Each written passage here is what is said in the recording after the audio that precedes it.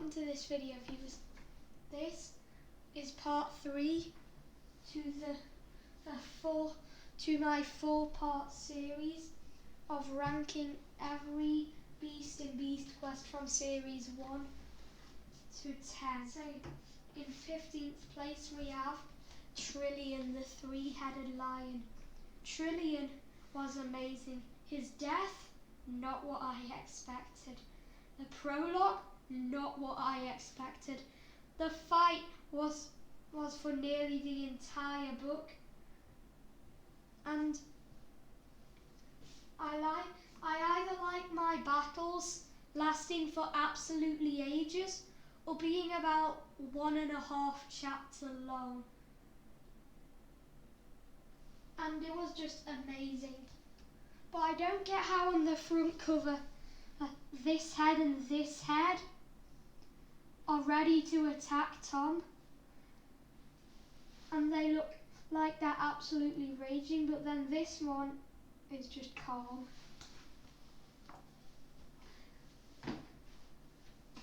In 14th place we have Muro the rat monster. Muro is amazing, and I don't know what else to say about it. It's just amazing throughout. In 13th place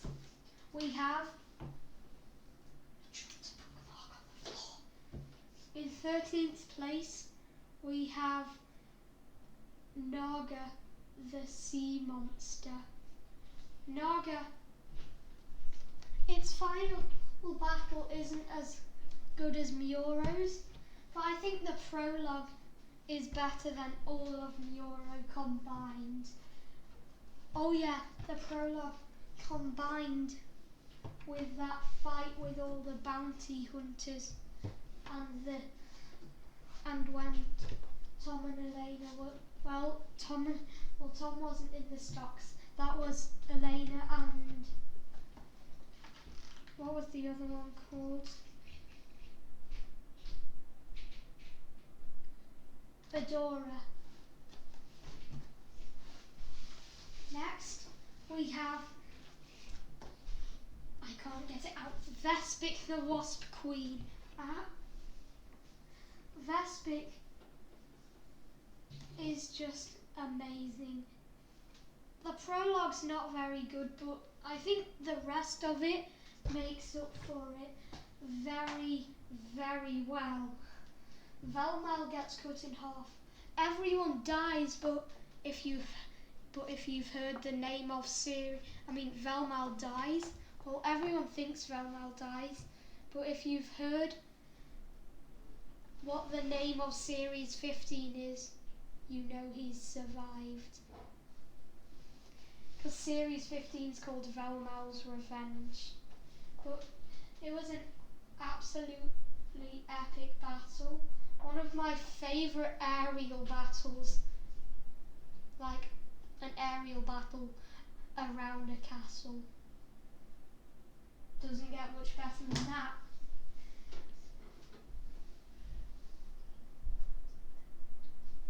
In 11th place we have Nixa the Deathbringer.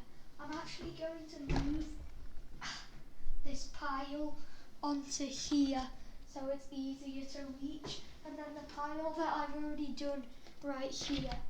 Nixa the Deathbringer is amazing. My favourite ability she has is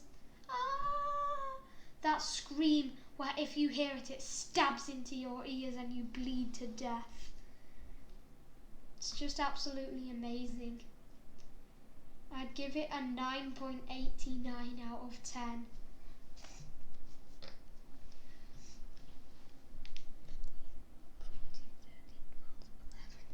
In 10th place we have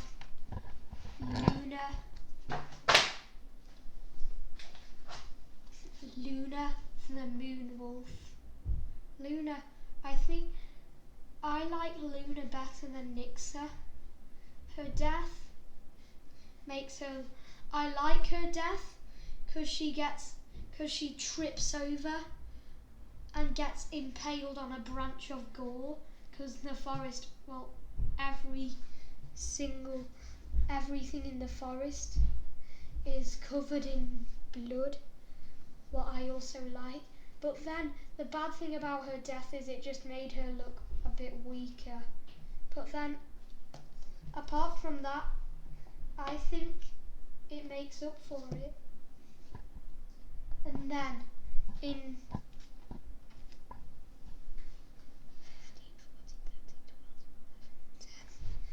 ninth place, we have Arcta, the mountain giant.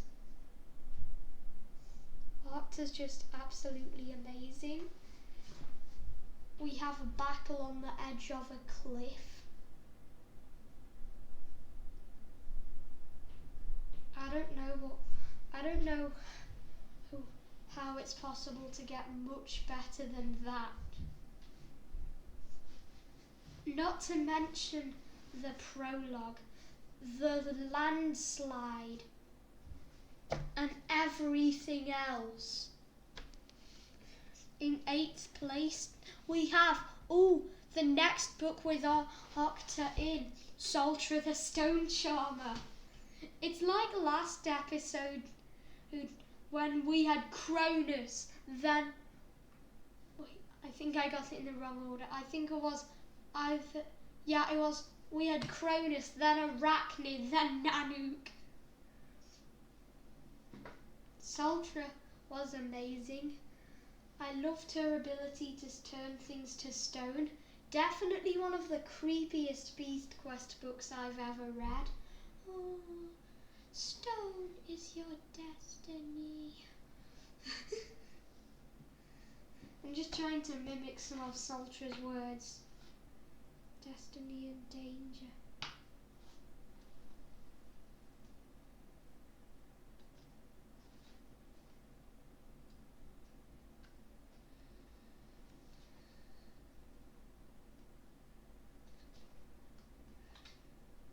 I'm trying to find some of the things that Sultra said.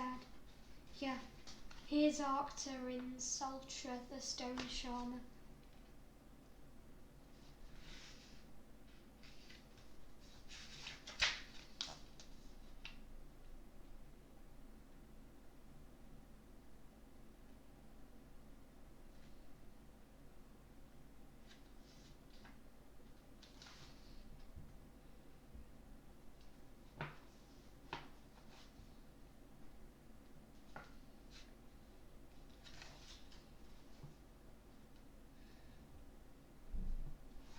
This is another one of the things that Sultra said, and it's come to me. And I really like the pictures in it as well. This is just one of the pictures in it. And then this is another.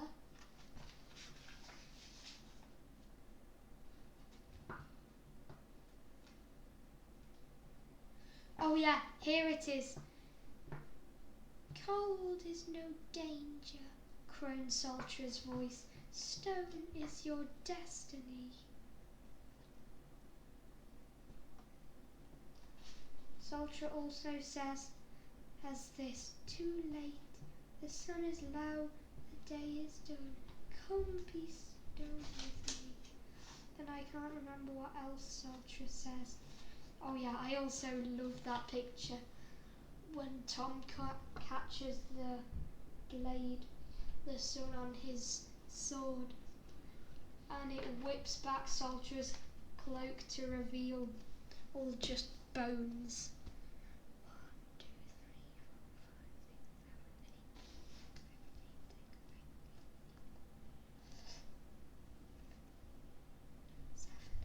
4, 5, 6, 7, 8. In 7th place, we have Epos the Flame Bird.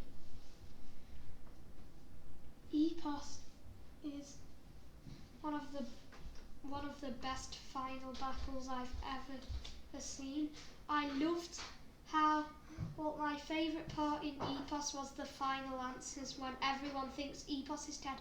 No! Epos plunged into the volcano and she was crushed under the rockfall. She's dead. No, she's not. You're still talking. Yeah, I'm talking Deb Snoop. And then I also liked when Tom sees Malval in the crowd when everyone's celebrating, and then he disappears. Because it's a hint that it isn't over.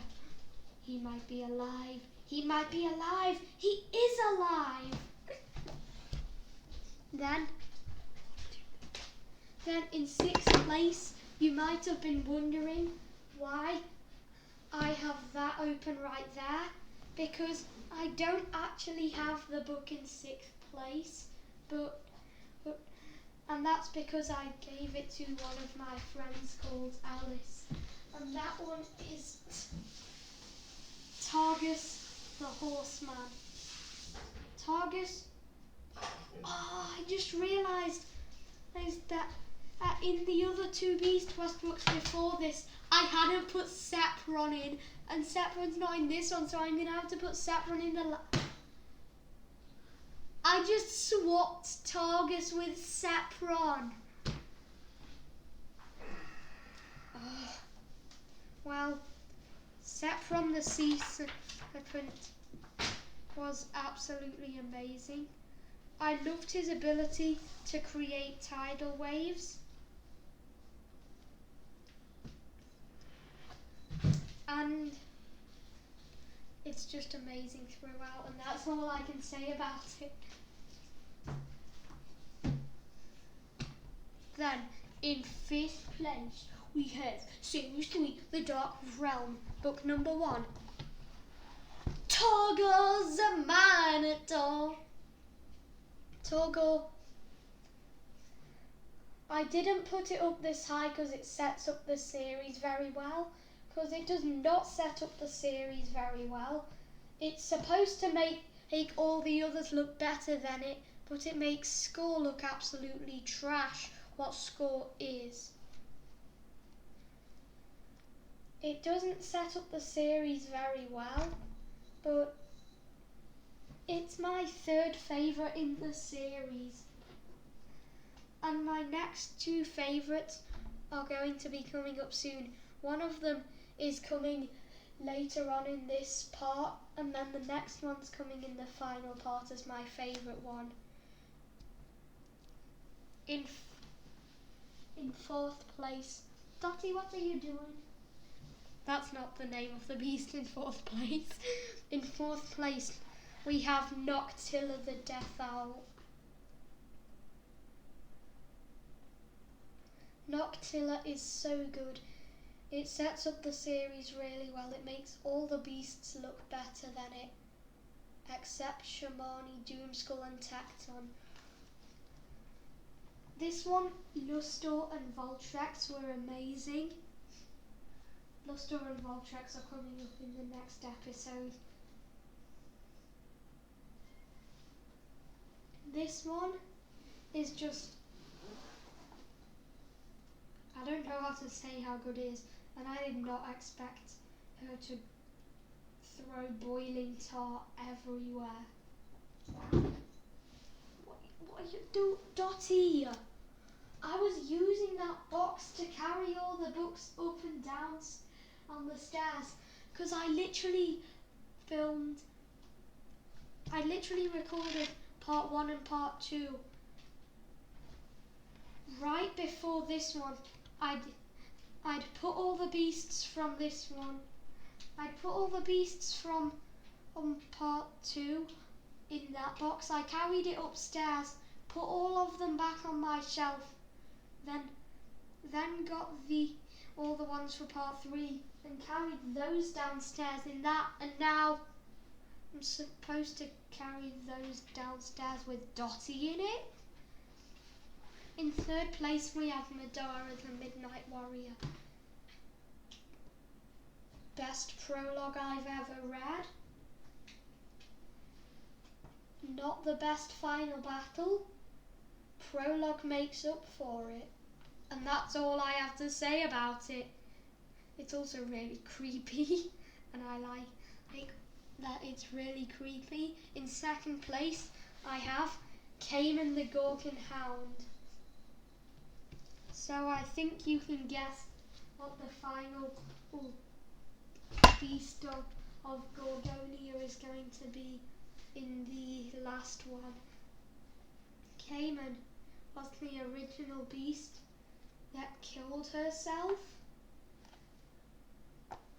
She used to be my favourite, but then she was overtaken by Tusk. Dottie, are you rolling around in the... Did anyone see what happened there? Because I did not. I think Dottie, he tried to get out of it. It rolled and then she jumped out as it rolled.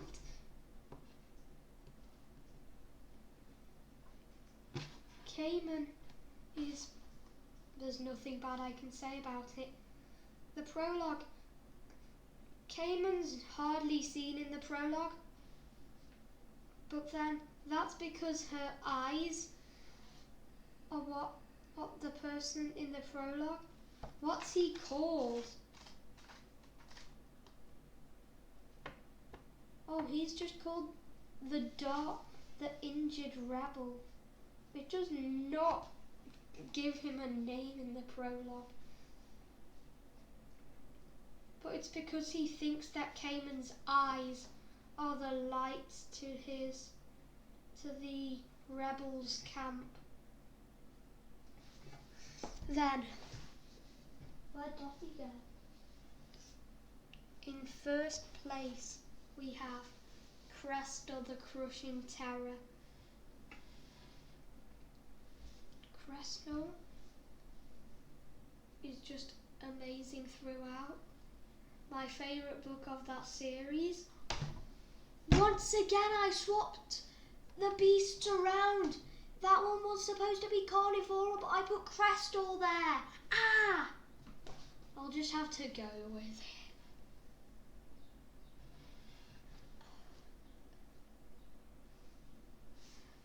it. Thanks for watching. See you in the next video. Bye!